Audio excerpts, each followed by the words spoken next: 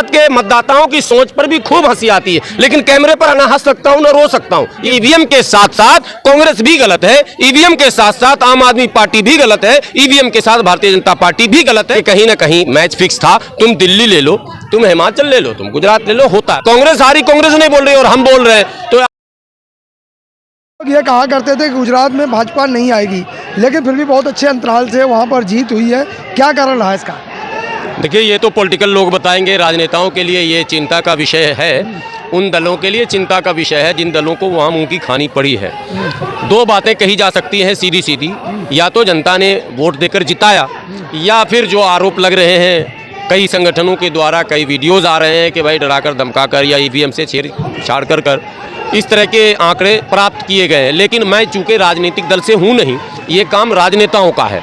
कांग्रेस चूँकि वहाँ मुँह की खाई है, हारी है, कांग्रेस को चाहिए कि वो स्पष्ट रूप से इस बात को रखे जनता के बीच कि क्या वाकई जनादेश मिला है, प्रचंड बहुमत मिला है भारतीय जनता पार्टी को, मोदी जी के नेतृत्व पर लोगों ने आस्था प्रकट किया है, या वाकई सरकार ने किसी और माध्यम का इस्तेमाल किया है, या बल का प्रयोग किया है, या क्या किया है, ये कांग्रेस को आकर कहना चाहिए। हाँ, गुना भाग अगर आप देखेंगे तो मैं ये कह सकता हूँ, चूंकि गुजरात को बहुत करीब से तो मैं नहीं जानता हूँ, लेकिन कुछ शहरों में जाता आता हूँ और कुछ लोगों से हमारी बातें भी होती है।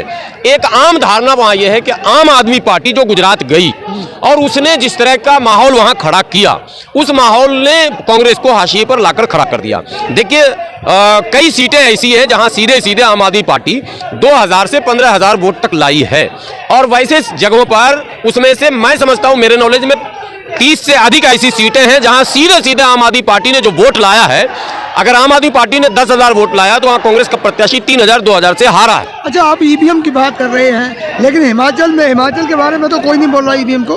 देखिए, अभी सोशल मीडिया पर आप लोग रहते हैं, आप लोग पत्रकार भी हैं, एक्सपर्ट हैं, सोशल मीडिया पर खूब चल रहा है।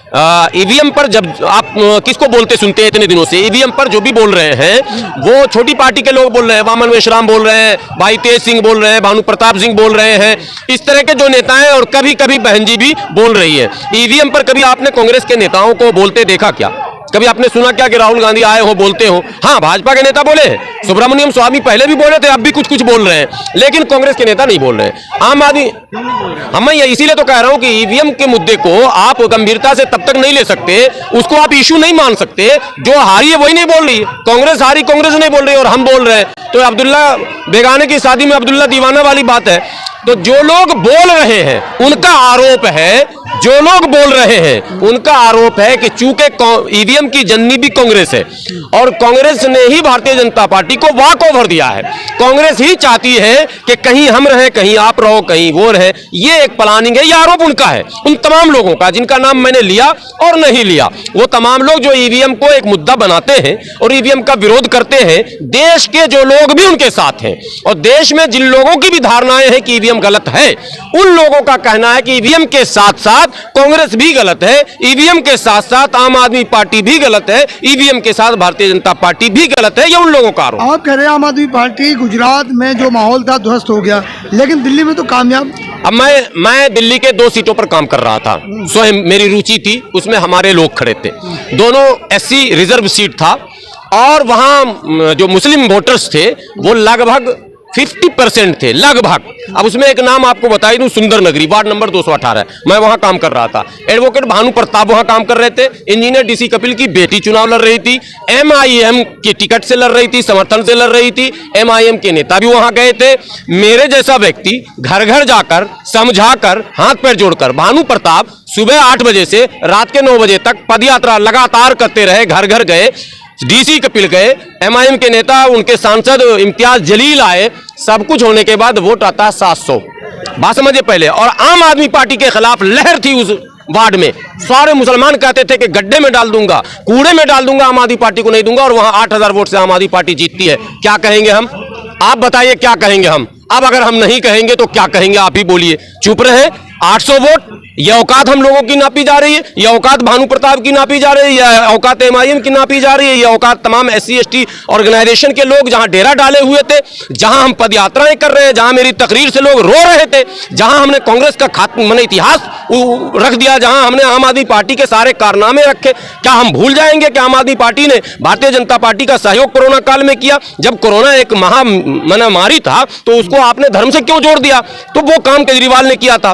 तो हम लोगों ने ये सारी बातें रखी, समझाई, उसके बाद हमें वोट है 800 और आम आदमी पार्टी जीतता है 8000 वोट से। तो ये है सवाल ये है लोगों के मन में है कि कहीं ना कहीं मैच फिक्स था। तुम दिल्ली ले लो, तुम हिमाचल ले लो, तुम गुजरात ले लो, होता है। बड़ी पार्टियां जब तक नहीं बोलेंगी, देखिए बड़ी पार्टियों का वजन होता है, कांग्रेस हो, आम आदमी पार्टी हो, भाजपा हो, ये बड़ी पार्टियां हैं। जब बड़ी पार्टियां बोलेंगी ना तो मुद्दा बनेगा दमदार। हम जैसे हजार बोलते रहे वो मुद्दे नहीं बन पाते, वो इशू नहीं बन पाते। तो आप सीधे सीधे कह रहे हो कि आम आदमी पार्टी और भाजपा मिली हुई है? कांग्रेस भी उसमें शामिल है। मैं तो तीनों को कह रहा हूं, एबीसी तीनों को मैं शामिल कर रहा हूं साहब। मैं कहां पीछे हट रहा हूं अपनी इस बानी से। मैंने चुनाव से पहले भी कहा था कि कहीं खड्डे में वोट डाल देना, इन तीनों पार्टियों को मत देना, मगर लोगों ने दिया।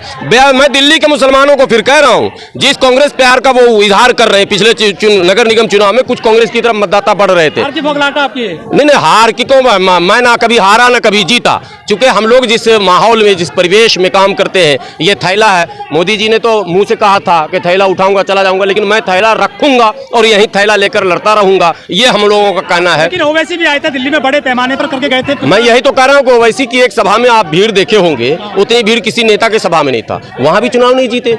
आखिर माइनॉरिटी का वोट आम आदमी की तरफ गया कैसे साहब? ये सवाल तो होगा ना, गया कैसे? छल से, बल से, खरीद कर, फरोख्त करके या ईवीएम से सेट करके? ये सवाल तो लोगों के मन में है ना भाई। आप जाइए ना, आम लोगों से पूछिए ना, चुनाव क्षेत्र में जाइए, आम लोगों से पूछिए, मुस्लिम मतदाताओं से पूछिए, एससी मतदाताओं से पूछिए, सुरक्षित सीटों पर पूछिए कि आखिर मन में ये बातें चल। भीड़ होना, वोट में तब्दील होना बात अलग है ना। भीड़ को ही तो दिन भर टीवी चैनल वाले चलाते हैं। आज प्रधानमंत्री के रोड शो में गुजरात में इतनी भीड़ कि एम्बुलेंस भी घंटों फंसी रह गई। भीड़ ही तो थी वो, और उस भीड़ ने ही तो परिणाम में बदला। तो फिर इस भीड़ ने परिणाम में क्यों नहीं बदला?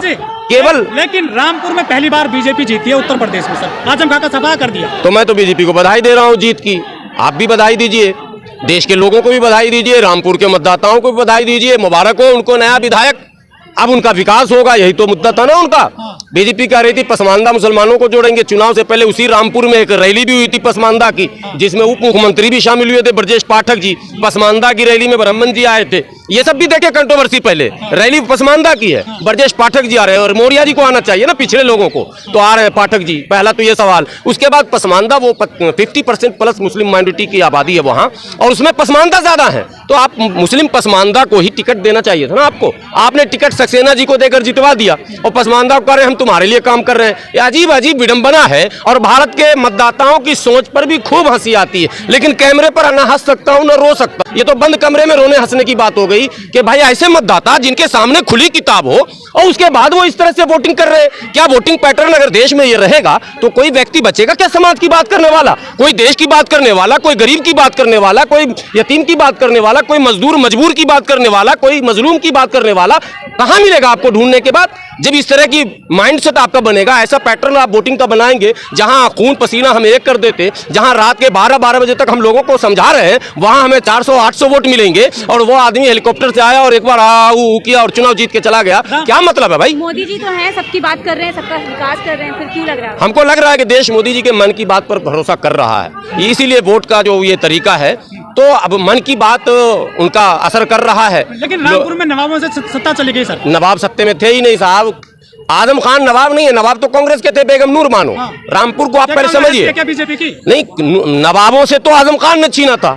आजम खान के पिताजी उसी नवाब के दरबारी हुआ करते थे किसी जमाने में। अब आजम खान से अगर छीनना था तो किसी और पसमानदा मुसलमान, दलित मुसलमान को दे देते आप, किसी मंसूरी रायन को दे देते। वहाँ बंजारा बहुत है मुसलमान, बहुत बड़ी आबादी है बंजारा को दे देते आप। आपको आगे नहीं बढ़ाना इनको भाई, आपको SC ST की चिंता नहीं, आपको OBC की चिंता नहीं। आरोप लग रहा है कि कांग्रेस ने सपोर्ट किया बीजेपी को रामपुर सीट पर। और कांग्रेस तो वैसे भी सपोर्ट करती है, प्रत्यक्ष करे या अप्रत्यक्ष करे, कांग्रेस के सपोर्ट से ही तो भाजपा यहाँ तक पहुंची।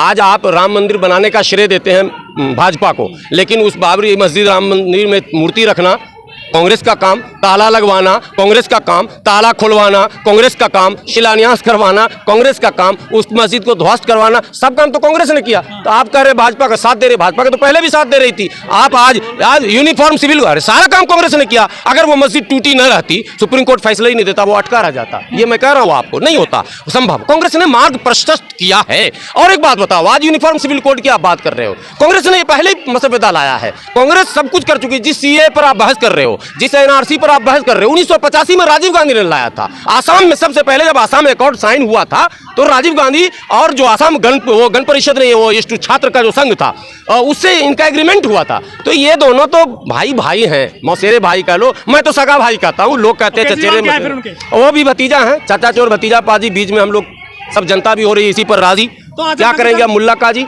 भविष्य क्या देखते हैं आजम साहब? नहीं, आजम खान तो रिटायर थे, उनका भविष्य क्या देखना, वहाँ के मतदाताओं का भविष्य न देखना है। हम लोग पसमानदा मुसलमानों की लड़ाई लड़ने वाले, हम लोग दलित मुसलमानों की बात करने वाले, हम लोग आहत हुए हैं कि हम लोगों के साथ न्याय नहीं हुआ। प्रधानमंत्री जी ने हैदराबाद में कहा था कि पसमानदा मुसलमानों को हम मान सम्मान देंगे, जोड़ेंगे। हम लोगों को उम्मीद जगी थी कि कुछ जुड़ेगा मामला, लेकिन ऐसा हुआ कि ढाक के 3 पात लोकसभा में भी साफ कर दिए गए, राज्यसभा में भी साफ किए, मंत्रिमंडल में भी नहीं कहीं दिख रहे हैं। और अब जो चुनाव जितने हो रहे हैं, चाहे वो उपचुनाव हो चाहे चुप चुनाव हो, कहीं हम दिख तो नहीं रहे। तो आजम खान साहब क्या तारीखों में लगे रहेंगे?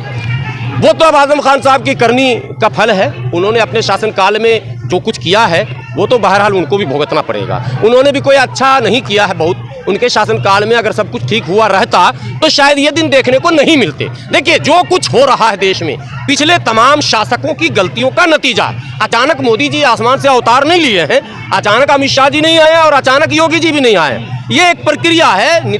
आप जब पहले गलती करेंगे, अविश्वास का वातावरण बनेगा। यही दिल्ली है, अन्ना आंदोलन हुआ था, करोड़ों लोग शामिल होने लगे।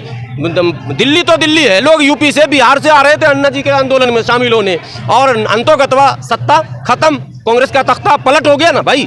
तो फिर आप इंतजार कीजिए। अभी मन की बात चल रही है, धन की भी बात चल रही है, कहीं कहीं तन की भी बात चल जाती है, लाठी डंडा भी चल जाता है। जिस दिन जनता को ये लग जाएगा पूरी तरह से कि नहीं, ये सरकार भी हमारे लिए कुछ नहीं कर रही है, तो फिर कोई दूसरा अन्ना आएगा, फिर कुछ होगा, फिर नई बात होगी, फिर धरने प्रदर्शन शुरू होंगे। और सुगबुगाहट है, ये अलग बात है कि खेमे में है, लेकिन सुगबुगाहट है साहब। योगी जी ने कह दिया कि जो महिलाओं को छेड़ेगा अगले चौराहे पर ढेर कर दिया जाएगा। इसमें तो हम समर्थन करते हैं उनको। ये तो अच्छी बात है, तो सारे शासकों को करना चाहिए। महिलाओं को कोई छेड़े, झूठ कोई बोले, चोरी करे, बलात्कार करे, लूटे, हत्या करे, इस तरह के अरे मैं कह रहा हूँ जो भी गलत चीज है, जिसको समाज स्वीकार नहीं करता, समाज जिसको अपराध मानता, गलत मानता, अगर सरकार उस पर सख्त होती है तो सरकार का समर्थन करना चाहिए।